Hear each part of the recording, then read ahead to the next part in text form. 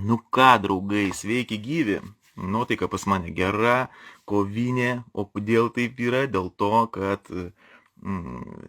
mes nugalėjom. Vienoj situacijoje mes nugalėjom, vienam žingsnėje mes nugalėjome. Tai būtent dėl Dominykos Kaupaitės. Tokia nuotaika gera dėl to vaiko, nes tas vaikas, manau, kad Dominyka Kaupaitė greitų laikų jau grįž namo. Močiutė parašė penktadienį prašymą, kad teisėja leistų greičiau vaiką parvežti namo, nes suprantat, mūsų teismų pasirodo toksai teisinis nihilizmas, toksai išsigimimas teisinis, kad tave nuteisia ir sako, tu jau laisvas, bet mes dar tavęs nepaleidžiam, nes įkalinimo įstaiga dar gali tave apskūsti ir pasakyti, kad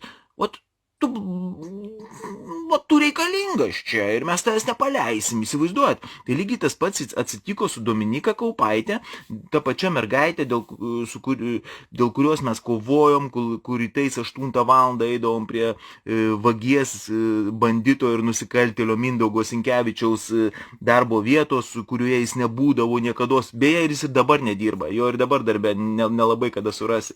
Tai vat, eidavom tenai prie tos vietos ir visą laiką rėkdavom, protestuodavom, darydavom, reikalaudavom, kad vaikas būtų gražintas, nes vaikas jau 10 mėnesių yra nelegaliai laikomas įkalinimo įstaigoje, tai yra, kuri vadinasi tipo ale vaikų namai, ar ten ar globos namai ir taip toliau, įsivaizduojat. Tai vat, sakau, finalas kol kas toksai gavosi labai teigiamas. Tai teisėja, apie kurią aš iš tikrųjų galvojau, kad 99%, kad jinai tikrai to vaiko nepaleis ir tikrai toliau laikys tenai, nors iš tikrųjų nerealiai pažeidžiami įstatymai. Jūs įsivaizduokit šeima, kurioje auga 4 vaikai ir vienas vaikas iš to šeimos paimamas ir vaikas, kuris turi tokią dalinę negalę ir paimamas, o visi 3 kiti likusiai paliekami. Reiškia, 3 visiems tiem tinka viskas gyvenimo sąlygos, o Dominikai Kaupaitei pasirodo nebetinka, įsivaizduojat. Bet paskui, kai pradėjau gilintis per visas tas peripetijas, kiek tie globos namai, kokias sumas pinigų gauna iš valstybės už kiekvieną vaiką, koks vyksta ten visokios nesąmonės, kaip vaikai yra transportuojami į užsienį, kaip yra pardavinėjama viskas ir taip toliau ir taip toliau. Viskas pastatyta ant pinigų, viskas. Ir tas pasirodo Dominyka Kaupaitė mūsų savivaldybėje buvo parduota. Tiesiog parduota. Ta pati Demidenko, tas pats Sinkevičius, dar ten keli žmonės dalyvavo viename bendrame sandėryje su globos namais ir kaip sakant, už nemažas sumas pinigų Bach padarė greitai vaikutį, vat, tokį su negale, kuris valstybei kainuoja. Aš dabar sakau, nenoriu klyst, bet vaikas, kuris turi dalinę kažkokią tai negalę, kur yra papildomi visokie ten jo, kaip sakant, gyvenimo reikia jam padėti, jam, man atrodo, į mėnesį apie 4 tūkstančius eurų iš valstybės eina, pervedama yra į tos globos namus, įsivaizduojat? Tai vat įsivaizduojat, kokios šaibos sukasi tenai. Toliau, sakau, Dominyka, kaip ir planuojam šią savaitę, vat ateinančią savaitę dabar su močiute, gal jeigu teisėja patvirtins dar kartą, reiškia patvirtins, kad vaikas galėtų greičiau grįžti, tai mes šią savaitę ją atsivešim, aš padarysiu vėl reportažiuką, gal tiesioginį, gal netiesioginį, nežinau kokį, bet viską parodysiu, kaip vaikas džiaugiasi, kaip viskas vyksta gerai. Aš manau, kad mes šitoj byloj laimėjom. Bet, Sinkevičiau, neatsipalaiduok. Tu toliau būsi viešinamas, toliau bus pasakojama apie tavo nusikalstamas veiklas, apie tavo sėbrus, kurie su tavim kartu eina, apie visą savivaldybę, kuri paskendus mele ir šūdų krūvoje didžiulėje. Ir daug visokių dar prioritetų mes ten papasakosim, tokių negražių. Tai vat. Ką, draugai, sakau, džiaugiuosi už Dominiką Kaupaitę, jinai, manau, kad greitų laikų bus po 10 mėnesių įkalinimo, nelegalaus įkalinimo bus parvežta namo, toliau irgi mes nepaliksim to viso reikalo ramybei ir manom, kad tam vaikui priklauso didžiulė kompensacija ir ne iš valstybės, o iš tos instancijos ir iš šitų įsigimėlių savivaldybėje priklauso didžiulė kompensacija tam vaikui. Už tai, kad jisai buvo 10 mėnesių pralaikytas visiškai nelegaliai ir protų nesuvoksiu už ką. Tai va, draugai, toliau, nu ką, Jonavos meras mūsų toliau siautėja, darbo vietoje jo nėra, labai retai jisai pasirodo. Šiandien kaip tik praeidinėjau pro tą taką, pėsčiųjų taką, kur yra tas NATO sankryža, jeigu atsimenat, kur rodžiau, kur 300 metrų kelio yra dar posovietinis paliktas, posovietinis palikimas, kur duobė ant duobės ir lopas ant lopo. Jūs įsivaizduojat, lopas ir tame lope dar kitas lopas yra. Nuvažiuosiu rytoj, gal net nuotraukas padarysiu tokios vietos. Va ten tai kosmosas, kelias kosmosas yra. Tai yra būtent, sakau, parodo visą lietuvišką, visą grožį lietuvišką, kaip Lietuvoje yra, nėra pinigų, ES nebefinansuoja viskas ir nustojom viską daryti, viską tvarkyti ir taip toliau. O jeigu tvarkom, tai tik tai, kaip sakau, iš taupyklės kažką tai išsibarstėm ir dabar jau makaluojam. Tarp kitko, žinot, kad Lietuva ES yra skolinga 60 milijardų eurų. Tai va, tokie duomenys, įsivaizduojat, kur tie 60 milijardų. Sunaikintos įmonės, sunaikintos visos, nežinau, gamybos cechai, visokiausi viskas naikinama yra Lietuvoje. Dabar už tai atsirado 501 milijonierius, kurie dabar per visus galus rūrina mūsų darbo liaudį, apkrauna mokesčiais, mokestinė belekokia sistema. Mokestinė sistema tai yra protų nesuvokiama, kainos irgi protų nesuvokiamos, matėt, kas nuvažiuojat į užsienį, kas važiuojat į tą pačią Lenkiją, ar kur visur kai kurios prekės dvigubai yra pigesnės. Nereikia net į Lenkiją važiuoti, jūs nuvažiuokit į parduotuvę Merę, tiesiog į Merę nuvažiuokit ir šakotį, pabandykit nusipirkti šakotį. Merei šakotis kainuoja 7 eurai, o už 30 metrų iki parduotuvėje lygiai tas pats šakotis kainuoja jau 15 eurų. Įsivaizduojat? Tai va, tokioje valstybėje mes gyvenam. Toliau, kaip ir minėjau, Dominyka Kaupaitė grįžta namo, tai čia sakau, mūsų šitų visų protestų, mūsų šitų kapojimusi su Jonavos vienu tokiu nusikaltėliu Mindaugu Sinkevičium ir jo visų šitais banditais, ten Demidenko vaikų teisių vadovė ir taip toliau, kaip ir sakau, pergalė, tokia mažytė pergalė, aš manau, kad tai bus paskutinė, galbūt daugiau nebevyks teisiniai procesai ir vaikas tikrai bus paliktas ramybei ir vaikas grįš į šeimą ir viskas bus gerai. Ką toliau? Toliau visi laukia žinių apie Antaną. Tai va, apie Antaną žinios irgi, kaip sakau, geros ir blogos. Antanas pirmiausia, visi suvokėt, kad uždarytas yra, vėl. Mes neturim žodžių, neturim komentarų, žmogus uždarytas į kalinimo įstaigą, izoliuotas nuo savo šeimos, nuo savo vaikų, vien dėl to, kad vienas teismas nuteisė, kitas išteisina, trečias vėl pradaro, primakaluoja ir reiškia, aš nežinau, aš nesigilinau į bylas niekur, bet aš manau, kad tikrai galima daug buvo humaniškesnių būdų kažkaip tai jį palikti laisvėje ir visa kita, bet jo nepaliko. O dėl ko jo nepaliko? Dėl to, kad jie suvokė, kad tai ateina nauja jėga, nauja potenciali jėga, kurie šitos išsigimėlius visus dabar sėdinčius ten valdžioj gali pakeist ir nuverst. Su juo ateina irgi žmonės iš tautos, iš šitos barikadų pusės, iš šitos varguolių barikado pusės ateina su juo kartu ir mes norim pokyčių, norim pakeisti visą tą sistemą kardinaliai. Aš jau nekartą anksčiau esu minėjęs ir daug dirbdavau ir važiuodavau, dėl Deimantės Kėdytės. Jeigu atsimenat, vaikas yra, jau, kaip jau minėjau, dabar jau bus 9,5 metų, kaip nužudytas yra. Aš net tiksliai maždaug žinau datą, kada jinai buvo nužudyta. Ir bandžiau kalbėti ir su tuo pačiu Gražuliu, ir ten su kitais visais tais Seimo nariais, tokie, kurie ale ten palaiko tautą ir taip toliau. Bet vos tik pradėdavau kalbą apie šitą Deimantę Kėdytę, automatiškai galvos va taip būdavo nuleidžiamos ir viskas pasibaigdavo. Įsivaizduoja, draugai? Tai va, aš manau, kad kada mes su Antanu papulsim į aną barikadų pusę, pirmų klausimų bus pakeltas esminis toksai dalykas, tai būtent Deimantės Kėdytės nužudymas. Vaikas yra nužudytas, šitą aš jums užgarantuoju 100%.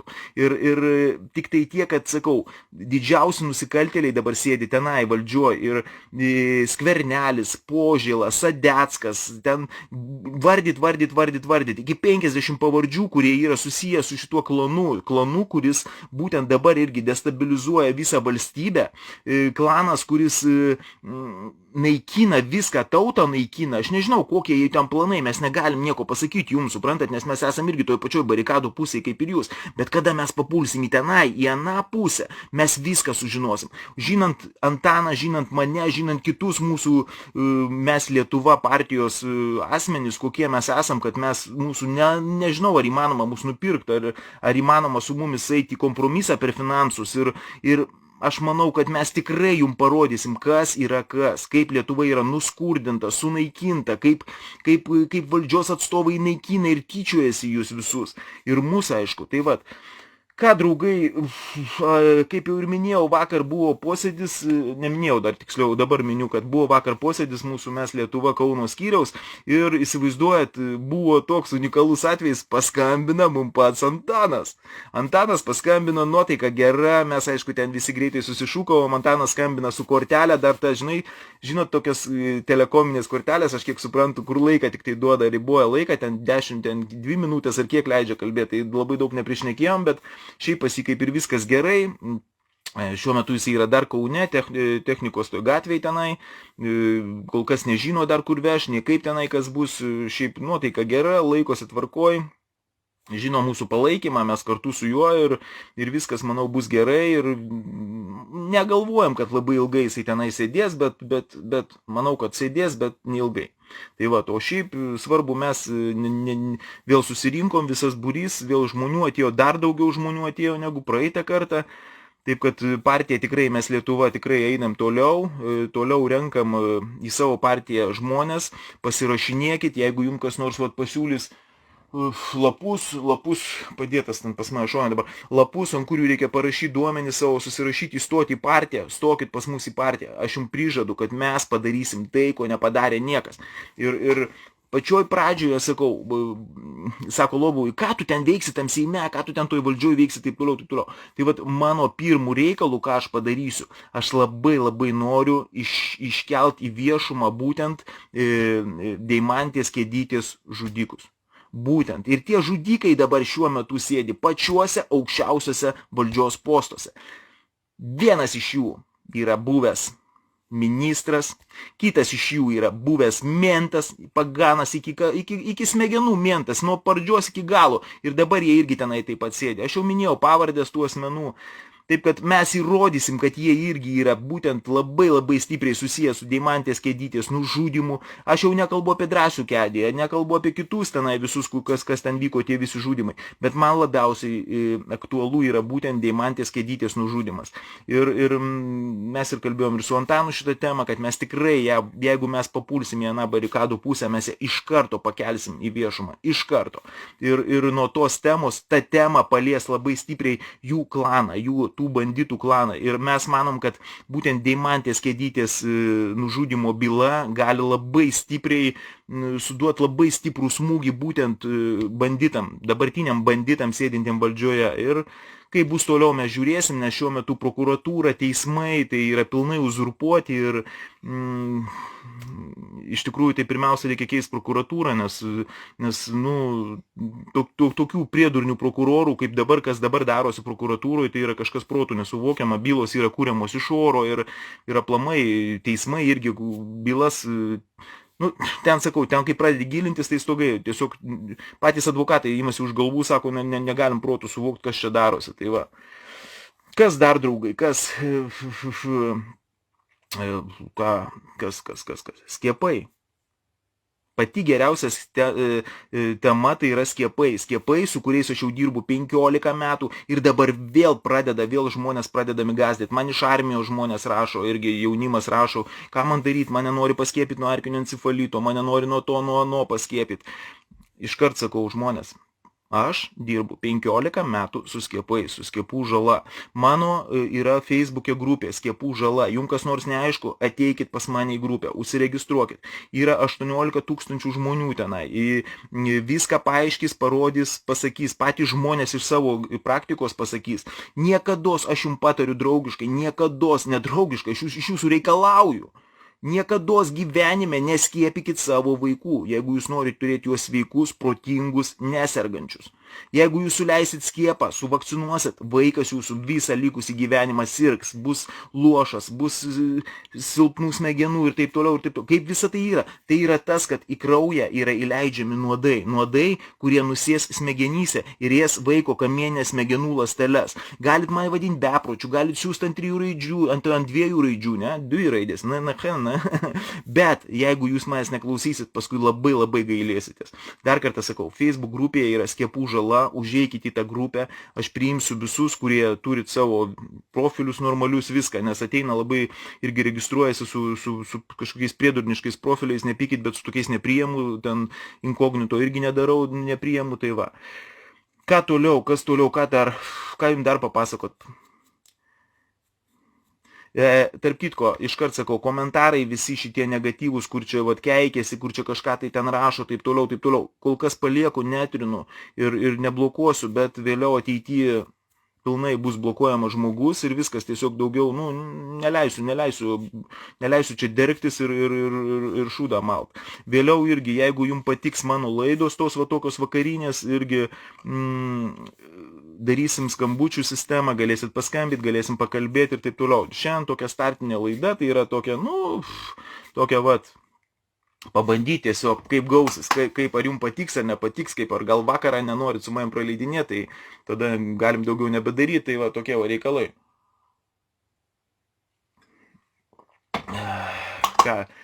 Kas dar jūs domina, papasakokit man, draugai, kas jums ant širdies guli, gal dar kas nors įdomesnio yra, kad gal galvoju, ką žinau. Tai va, jau pasakojau apie Jonavos merą, kad tai yra banditas, vagis ir melagis. Matėt šiandien mano turbūt Facebook'e, kur aš buvau įdėjęs, kur nufotkinau, kur prietaisas stovi prie Neries, kuris skaičiuoja dviratininkus, įsivaizduojat. Aš dar tokio bairio, tokių nesąmonių, aš visko mačiau per savo gyvenimą, per savo 50 metų, bet tokio šūdo dar nesu matęs, kad skaičiuoja dviratininkus pravažiuojančius. Ir ten pastatyta videokamera, ten pastatyta tabelis visas toksai, viskas ir skaičiuojami yra pravažiuojantis dviratininkai, jūs įsivaizduojat. Tai galima pagalvoti, kiek meras investavo šaibų, kiek praplovė pinigų už tokį šūdą, kurį pakabino belekam. Kam tai yra daroma, kam? Vaikas, teisingai vienas rašė šiandien komentaruose, sako, būtų labai, sako, faina, tas vaikas, kuris sutiko naujus metus šiukšlinę, arba neturėjo ką pavalgyti per tą laiką, arba iš vis aplamai šeima, kuris sunkiai gyvena, atvest juos prie to skaitliklio ir paklausakit, kaip jums tokie bairiai, kaip jūs tą merą, kaip jūs ar pateisinat. Tai draugai, mūsų šioj dabartiniai Lietuvoje vyksta toliau, sakau, vyksta belekas destrukcija, matot, ūkininkai streikuoja, valstybė visa paskendus yra mele, baimėje, Ukraina kariauja, rusai puola, čia žiūrėk, čia nesenai, kada čia, palauk, užvakar, ar kada jau rašau, Lietuva netrukus bus užpulta rusų, ten baltarusų, dar ten kažkokių lenkų ar visa kita, taip toliau, ruoškitės, visi laukit. 7 metai, kokie 7-8 metai aš nežiūriu lietuviškų žinių, visiškai nežiūriu, bet aišku, turi internetą, žiūri, nenori, pamatai kažkokias naujienas. Tai įsivaizduojat, kaip galima žiūrėti tokį brėdą, kaip galima į save krauti tokią negatyvę informaciją ir paskui, sakau, žmonės paskui neužmiega vakarais, kažkaip sako, nafik, kas gali čia būti, kas čia mūsų laukia ir visa kita, taip toliau, įsivaizduojat. Tai nežinau, išmeskit lietuvišką televiziją į šiukšlių dėžę, vienu žodžiu. Draugai, dabar daug labai šneku apie rūkimą, apie rūkančių žmonės. Tai norit duosiu patarimą, kaip mest rūkyt. Nežinau, aišku, gal norit, gal nenorit, bet yra vienas labai geras patarimas. Kas pas mane darosi tatuiruotės, aš visą laiką visiems paaiškinu. Bandau maždaug įvažiuoti, ne? Žiūrėkit, be rūkimo, be alkoholio ir be koksų ir be visų kitų šūdų, juk mes galim gyventi, taip? Galim. Be ko mes negalim? Be maisto, be judėjimo, be vandens, be tų, ko mums gyvybiškai jau, kas mums duota, ką mes turim privalom naudoti, ne? Tai žiūrėkit, dabar jūs į save kišat savo tą mėšlą, tai yra alkoholį, tabaką, narkotikus, geriat ten visokį šlamštą ir taip toliau, ne? Dabar žiūrėkit. Ką jūs maitinat? Tais nuodais, ką jūs maitinat? Jūs maitinat savo demoną. Žinot, esat girdėję tokį bairį, kad pusė žmogaus yra gėris ir pusė žmogaus yra blogis. Aš iš tikrųjų šitos temos niekada galvojau viešai nepasakosiu ir neliesiu, bet galvoju, blembački, reikia pabandyti, gal žmonės pabandys, tiesiog aš sakau, kiek aš sugebu, kiek aš sugebėsiu jums paaiškinti, o kiek jūs sugebėsit suprasti ir paskui jūs patys darykit išvadas, ar tai jums reikia ar ne, gerai? Tai va, tai vienu žodžiu, žiūrėkit, visas tas mėšlas, kurį jūs sakau, kaip minėjau, rūkimas, alkoholis, narkotikai, ten vėl visoks šlamštas, kuris visiškai tau nereikalingas, ne, tu juo maitini savo blogį, savo demoną maitini, tą demoną, kuris tau neleidžia iš ryto atsikėlus mankštos daryti, kuris tau neleidžia eiti kažkur tai kažką tai, kur tu turėjai daryti, bet, sako, nedaryk, pasidėk geriau, pagulėk ar ten į mitingą kokį ar ką, neik. Eik, sako, pagulėk, pasidėk prie lango, pasižiūrėk, visi durniai, jie, tu vienas protingas, nedaryk to. Ir sėdi kaseko rūkai, arba sėdi cigaretę rūkai. Atsiprašau labai, kas čia darosi. Tai va, esmė yra tame, kad viso to šlamšto atsisakius pas jūs atsiras drąsos, atsiras jėgos, atsiras labai daug sveikatos, energijos. Dabar kaip viso to atsisakyti? Žiūrėkit. Jūs susimanėt parūkyti, ne? Vat net dabar daug, gal kai kurie, vat dabar kažkas tai vat žiūrit ir galvojat, davai parūkysiu, tegu jis pakalba, aš parūkysiu, ne? Tai vat dabar darykit taip, paprastas toks dalykas. Prieš kiekvieną kartą surūkant cigaretę, ne, išgerkit stiklinę vandens. Tiesiog, vat užsimaniai parūkyti, ne? Dabar, gerai, okei, bet pasidarykit savo discipliną, tvarką. Ir paimkit, išgerkit stiklinę vandens. Šilto vandens, ne šalto, ten dar toks, kad būtų šiltas vanduo. Vandenį gerkit visą laiką tik tai šiltą. Ir išgerkit stiklinę vandens. Tai va, įsivaizduokit, jūs einat gatve, dar kažkur tai bachus įmanėt parūkyti, reikia stiklinę vandens išgerti, nes pas jūs jau yra disciplina, pas jūs yra tvarka, jūs turit, ir nuo to noro, nuo velnės jums tas, sako, davai, pamaitink mane, parūkyk greitai, o tu negali rūkyti, nes tau reikia dar vandenį išgerti, supranti, ir tu tada ką, eini ieškai, eini perki buteliuką, žiūri kažkur tai, pas tave atsiranda distancija, nuo to noro parūkyti, iki tol, kol tu rūkysi, ir tu, kol tu surasi to vandens, kol tu atsigersi, tu jau tada suvoksi, kad blembački, palauk, aš 3-5 minutės užsimaniau rūkyti, bet aš 3-5 minutės aš nerūkiau. Tai palauk, gal aš galiu dar palauk, 10-15, gal 20 minučių galiu palauk. Ir pradedi save kontroliuoti pats, bet turi norėti mest rūkyti, nes daugelis žmonių yra taip paskendę, kad sako, aš tiesiog neįsivaizduoju, man tai labai, man tai patinka, man tai teikia malonumą ir taip toliau. Aš nežinau, man teikia malonumą sportas, vaikščiojimas, judėjimas, bendravimas, aplamai gyvenimas, sveikas gyvenimas, man teikia malonumą. Man šitas mėšlas, jisai visiškai neteikia malonumą. Aš 30 metų nerūkau ir negeriu, taip kad jaučiuosi puikiai. Tai va, draugai, ir tas pats jums sakau, prieš kiekvieną surūkant cigaretę, išgerkit stiklinę vandens. Ir tada pamatysit, atsiras distancija, pasidarykit discipliną savyje ir atsiras distancija ir viskas bus gerai. Buvau Ispanijoje, tarp kitko irgi, tai dariau tatuiruotes, tai žmonės irgi paklausė, 2 iš ryto atėjo, viskas neberūkė, 2 savaitės buvau, tai tas 2 savaitės jie neberūkė. Aš manau, kad jie ir toliau neberūkė, nes, ta prasme, jie suvokė, sako, koks aš durnius, sako, taigi aš, sako, irgi užsimaniau, atsirado distancija, viskas, aš galiu save kontroliuoti, viskas tvarkoja, viskas labai fainai, žinai. Tai va, kas iš naujo prisijungė, dar kartą sakau, Antanas sveikas, gyvas, yra Technikos gatvėje, Kaune. Vakar buvo posėdis mūsų Kauno skyriaus ir visi mes buvom susirinkę, skambino Antanas kaip tik per tą posėdį ir sakė, kad viskas tvarkoja, viskas gerai. Išsirinkom naują vadą kol kas, kaip pavaduotoją Antano ir dabar toliau dirbam, renkam parašus, priiminėjom vėl žmonės į savo gretas mes Lietuva. Manau, kad mūsų partija šitą tikrai papuls ir kad mes tikrai galėsim toliau eiti į priekį, nors Lietuvoje šiuo metu yra katastrofiškai sumažėję protaujančių žmonių, katastrofiškai, nes visi, kas turėjo smegenų arba kas jų turi, tai greičiausiai arba dirba ir tokie biški paskendę tam visam savo toj kasdienybėje ir jie labai labai nesifišuoja, arba dauguma yra tiesiog išvažiavę į užsienį. Ir šiuo metu Lietuvoje likę pensininkai, vaikai ir žmonės, su kuriais iš tikrųjų labai sunku yra bendrauti ir labai sunku surasti kompromisą, bet mes kažkaip tai bandysim ateityje visą tai daryti. Toliau, Dominika Kaupaitė grįžta namo, kaip jau ir minėjau, galbūt net šią savaitę mes ją atsivešim. močiutė va penktadienį parašė prašymą teisėjai, kad skubos tvarka leistų vaiką, nes dar tipo ta globos instancija, ta įstaiga turi terminą ten 20 parų apskūsti, reiškia sprendimą. Jau teismas priėmė sprendimą, kad vaikas turi grįžti namo, o dar globos instancija dar turi 20 parų laiką, kad gali apskūsti. Aišku, jai patogu yra apskūsti, nes jinai už tą vaiką iš valstybės gauna apie 4000 eurų, įsivaizduojat, išlaikymui. Valstybė skyrė globos namam, viskam mokymui, važiavimui, judėjimui beveik 4000 eurų. Įsivaizduojat, kokie tai yra pinigai. 10 vaikų tokių turi, viskas 40 štukų į mėnesį. Kiek vaikas suvalgo, kiek vaikas sunaudoja pinigų tavo. Nu kiek, 5, 300, 500 eurų, viskas čia per mėnesį. Visi likusiai pinigai lieka tau. Įsivaizduoja, kaip fainai yra. Turėt va tokius va globos namus, ne? Tai bet čia jau kita medalio pusė. Čia jau mes sakau, mes detaliau, kada mes galėsim prie jų prieiti, mes tada galėsim jau daugiau jums papasakoti apie tai. Dabar šiuo metu mes negalim iki jų taip dasikasti, iki tos visos sistemos, iki tų vat vaikų, ten visų tų teisių ir taip toliau ir taip toliau. Ką, draugai, visiems gero vakaro, meskit rūkyt, meskit gert, pradėkit sportuot, pradėkit judėt, gyvenimas yra iš tikrųjų nuostabus, viskas yra gerai, nenusiminkit niekad. Toliau, jums reikia pagalbos, kreipkitės į Mes Lietuva partiją, kreipkitės į mane, į kitus mūsų partijos narius, mes visą laiką padedam žmonėm, bet kaip minėjau, mes padedam vieną kartą.